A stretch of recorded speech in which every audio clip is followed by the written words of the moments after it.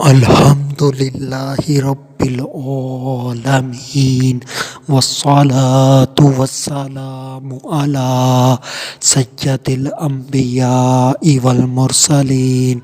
اما بعد فاعوذ باللہ من الشیطان الرجیم بسم اللہ الرحمن الرحیم وقرن فی بیوتکن صدق اللہ العظیم، اور اپنے گھروں میں ٹھہری رہو۔ آج کا جو میرا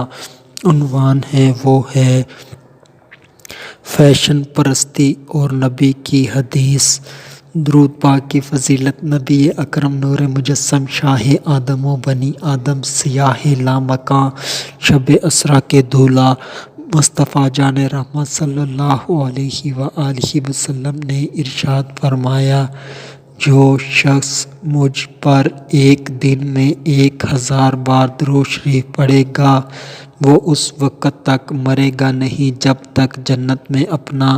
گھر نہ دیکھ لے۔ صلو علی الحبیب صلی اللہ تعالی علی محمد صلی اللہ علیہ وآلہ وسلم۔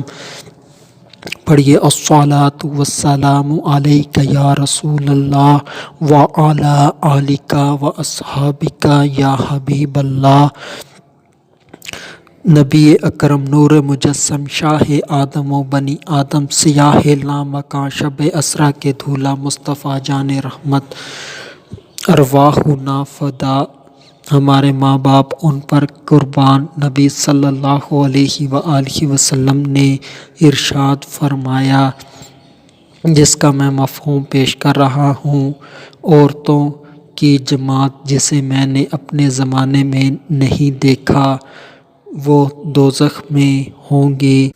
وہ کپڑے پہننے کے باوجود بھی ننگی ہوں گی، یعنی کہ انہوں نے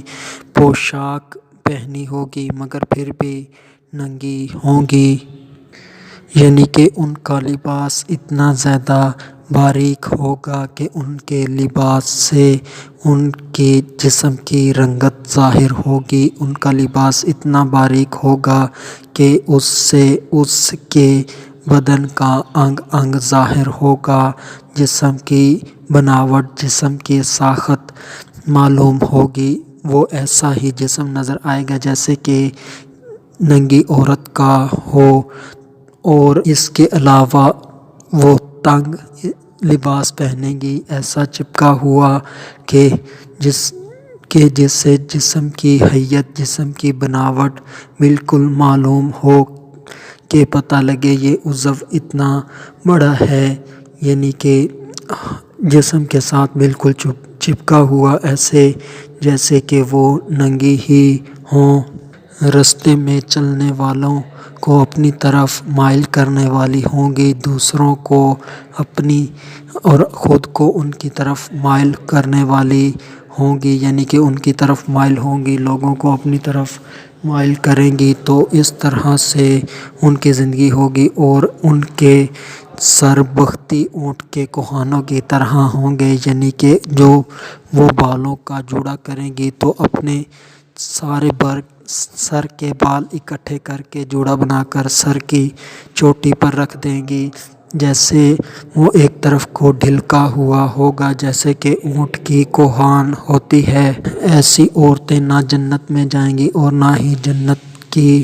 خوشبو کو پائیں گی۔ اگر یہ تمام نشانیاں دیکھنی ہوں تو ہمارے معاشرے کے اندر فیشن پرست لڑکیوں میں دیکھی جا سکتی ہے۔ ہمارے معاشرے کے اندر باریک لباس پہنا جاتا ہے، ایسا لباس پہنا جاتا ہے جس سے پہلی بات تو ایسے دوپٹے ہیں جس سے سر کے بالوں کی سیاہی ساری معلوم ہوتی ہے، سارا سر نظر آتا ہے، باریک جالی دار ہوتے ہیں، اور یہی لباس پھر بازوؤں کے اوپر استعمال ہوتے ہیں جس سے سارے بازو نظر آتے ہیں، اور پھر یہی کپڑا پنڈلیوں وغیرہ پر ہوتا ہے کہ ساری پنڈلیاں نظر آئیں، اور جو بے حیا ترین ہوتی ہیں ان کا تو سارا لباس ہی ایسا ہوتا ہے، یہاں تک کہ اس لباس سے ان کے جو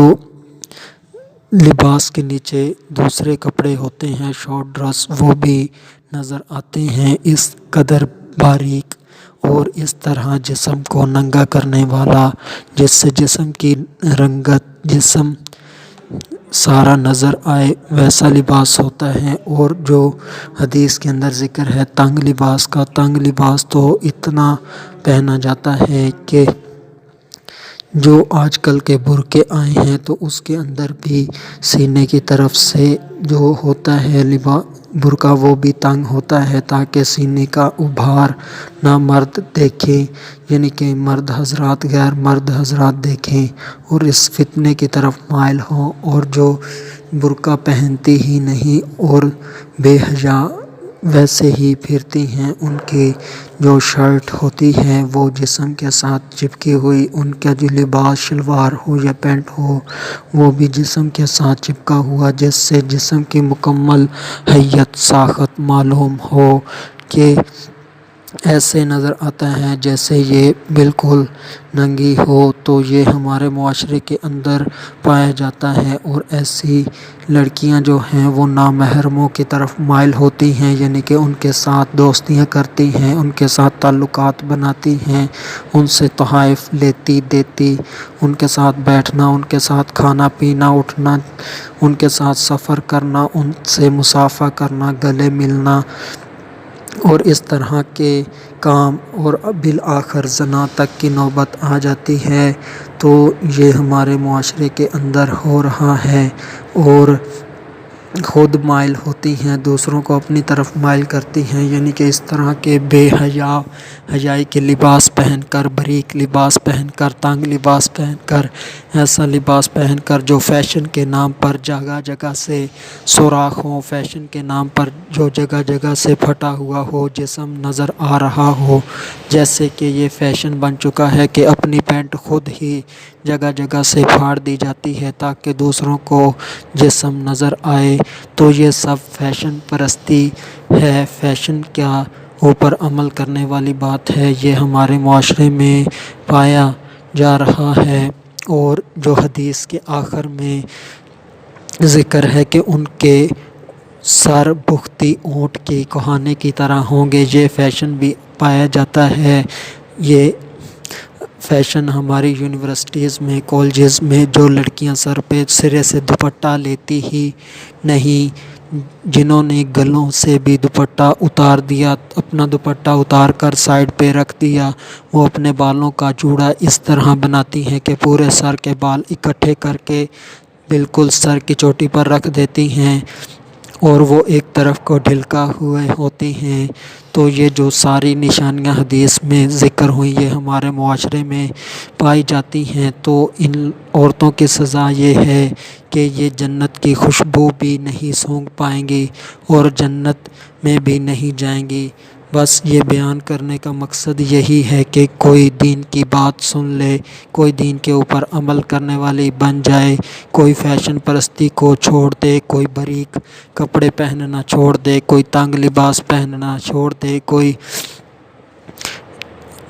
اس طرح کا بے حیائی کا جوڑا جیسے کہ حدیث میں ذکر ہے وہ بنانا چھوڑ دے، کوئی نامحرم کی طرف مائل ہونا چھوڑ دے، کوئی نامحرم کو اپنی طرف مائل کرنا چھوڑ دے۔ یہی آرزو ہوتی ہے، یہی خواہش ہوتی ہے کہ گناہوں کو ترک کر دیں، نیکیوں کے اوپر چلنے والی بن جائیں۔ آخر میں اللہ تبارک و تعالی سے دعا ہے کہ اللہ تبارک و تعالی ہمیں دین اسلام کے اوپر عمل کرنے کی توفیق عطا فرمائے، گناہوں سے بچائے۔ وما علینا الا البلاغ المبین۔